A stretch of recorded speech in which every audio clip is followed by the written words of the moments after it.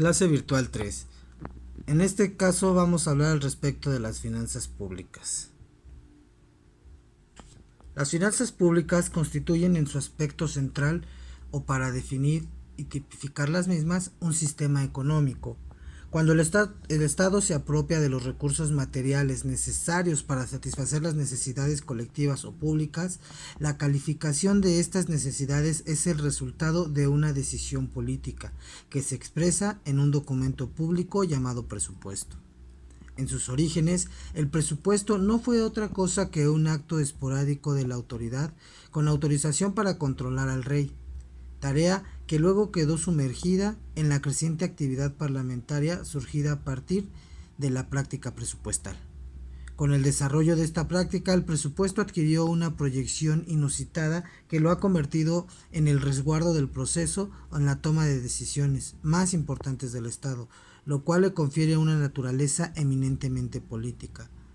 Al respecto, Vidales Costa señala que el presupuesto es el programa de acción de las fuerzas políticas que gobiernan el Estado, cuyas ideas se van a manifestar en el monto y la naturaleza de los gastos, en la relación de estos con los ingresos, es decir, a través de la teoría del equilibrio y desequilibrio presupuestal.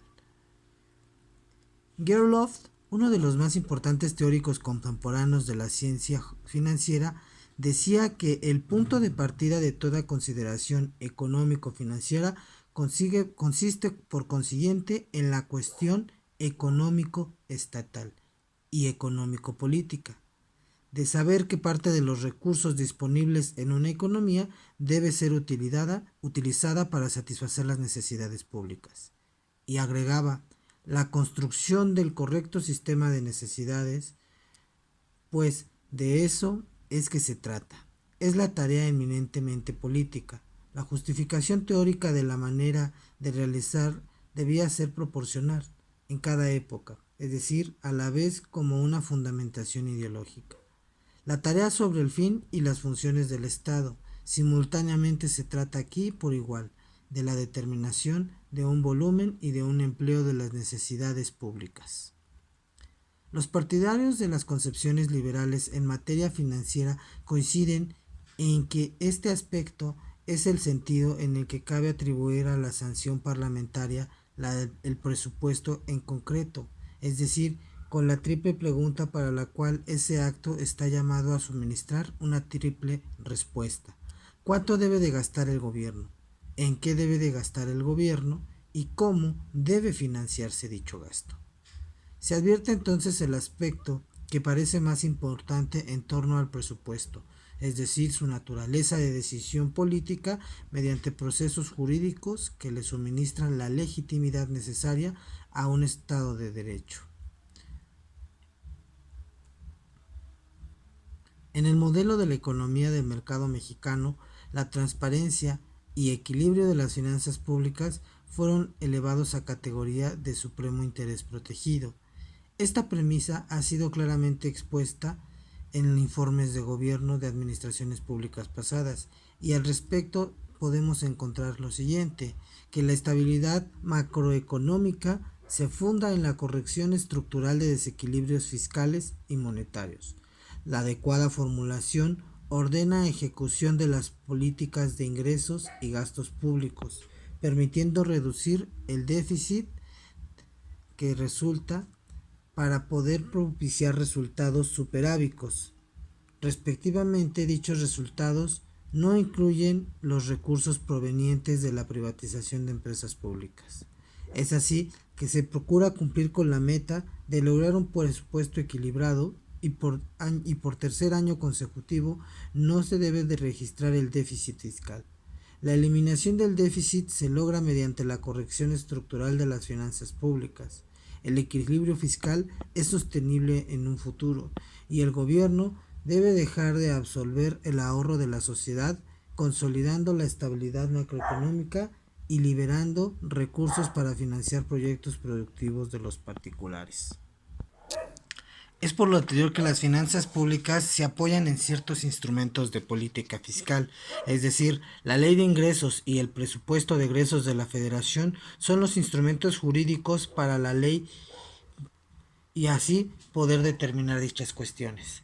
En el caso de la Ley de Ingresos de la Federación, debe presentarse el proyecto anualmente antes del 15 de noviembre, y en él se contempla la clasificación de los ingresos fiscales que comprenden a los rubros de impuestos, aportaciones de seguridad social, contribuciones de mejora, derechos, contribuciones pendientes, accesorios, productos, aprovechamientos, ingresos derivados de funcionamientos y otros ingresos. Todos estos rubros comprenden parte de la concepción de ingresos públicos y que son objeto del derecho fiscal.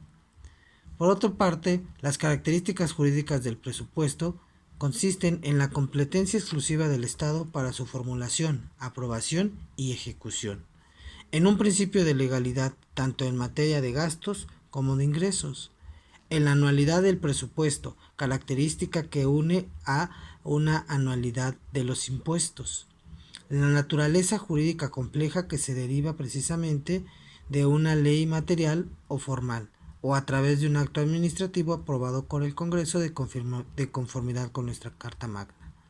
Se habla asimismo de una unidad de presupuesto, que consiste en la reunión de la agrupación y de la totalidad de los gastos y recursos del Estado en un documento único e indivisible, mismo que atiende a un principio de universalidad, en donde se conoce también como principio de Producto Bruto, por el cual no se admite la compensación o confusión entre gastos y recursos, siendo ambos consignados por separado en el presupuesto, atendiendo a un importe bruto sin extraer saldos netos, y que éste a principio se ha flexibilizado con el desarrollo del sector paraestatal. Es decir, las empresas paraestatales deben entregar el presupuesto de sus saldos netos, positivos o negativos, arrojados durante una gestión anual de dichos organismos. Por otra parte, tenemos el principio de no afectación de recursos. Esta es una característica que tiene como finalidad básica impedir que determinados ingresos sufran una especial afectación, es decir, la recaudación y la captación debe desestimarse de los gastos generales. En México, este principio tiene excepciones en los casos como en el IMSS, el ISSSTE, el Infonavit, respecto a las cuotas bipartidas en las que se recauda.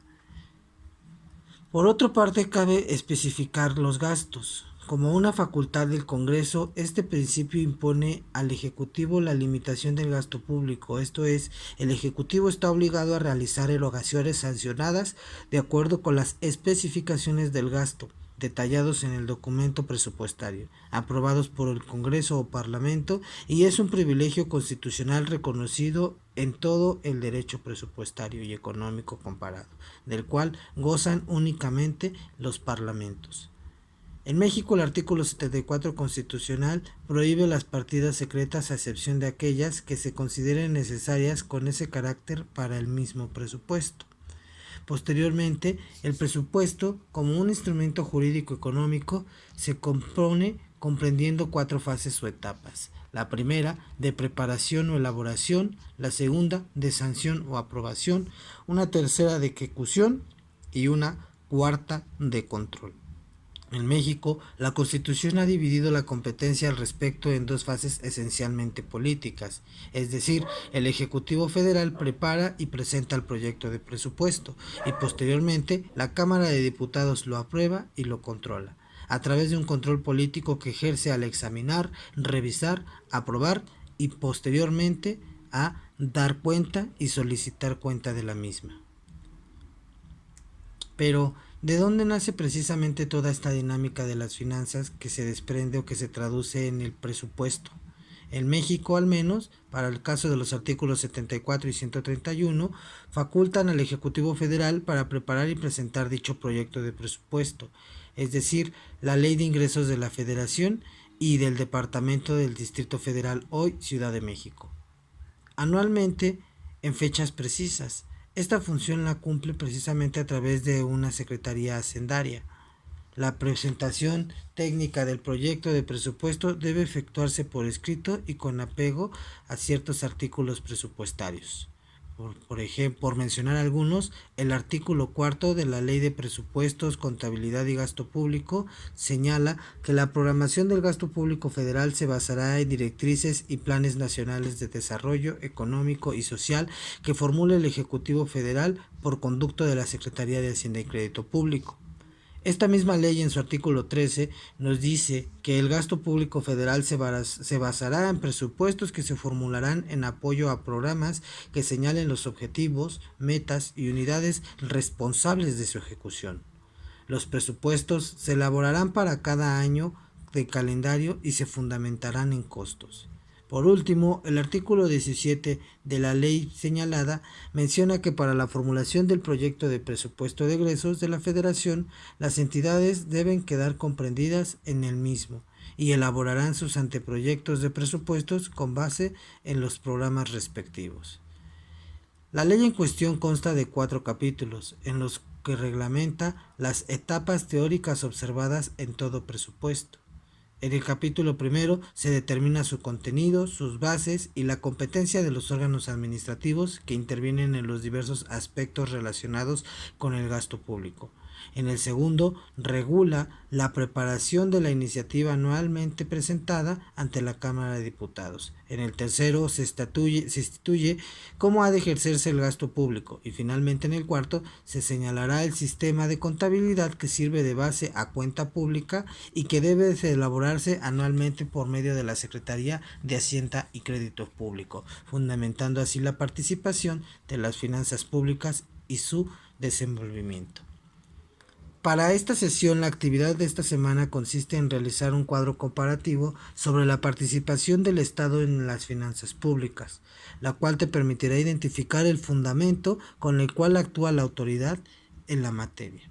Para su elaboración utiliza el material proporcionado en el área de material de consulta, tomando en cuenta que para que la actividad se considere completa es necesario cumplir con los siguientes requisitos.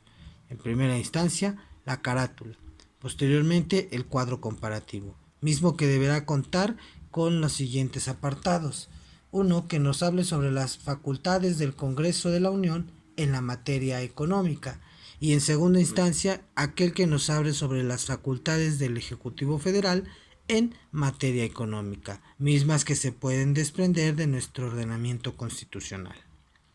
La presentación y entrega de nuestro trabajo se hará a través de una presentación PowerPoint, misma que se deberá de enviar a través del espacio titulado Actividad 3, disponible en el área de material de consulta, de material de entrega. Este trabajo lo vamos a realizar de forma individual y tendrá una fecha límite de entrega para el día 29 de mayo del presente año. Ahora, para el caso de que llegues a tener alguna duda al respecto de la presente actividad, es que se te invita a que puedas escribir tus dudas a través del foro que se apertura para la clase virtual número 3. Asimismo, se te solicita realizar los avances respectivos al proyecto integrador en el apartado que corresponde a esta sesión.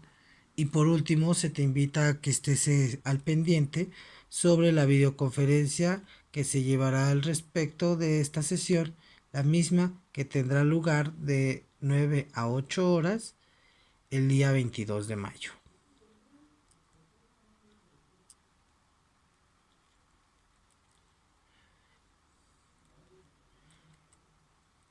Con la final de cerrar, tenemos que cabe señalar que las finanzas públicas del Estado consisten precisamente en la reserva de la rectoría sobre ciertas áreas específicas, al mismo tiempo que éste determina por medio de leyes la forma de incursionar en la producción y finalmente el Ejecutivo se encarga de dar cumplimiento a dichas disposiciones, procurando que todos sigan con estricto apego a la legalidad, los protocolos, procedimientos y facultades para las cuales se les está instituyendo. Es así que en cuanto al equilibrio presupuestario, la ley que habíamos mencionado con antelación señala en su artículo 22 el principio relativo de que toda proposición de aumento o creación de partidas en el proyecto de presupuesto anual debe de señalarse a la correspondiente iniciativa de ingreso. Es decir, dicha disposición legislativa es una derivación del principio presupuestario de constitucionalidad contenido en la fracción cuarta del artículo 74 de nuestra Constitución.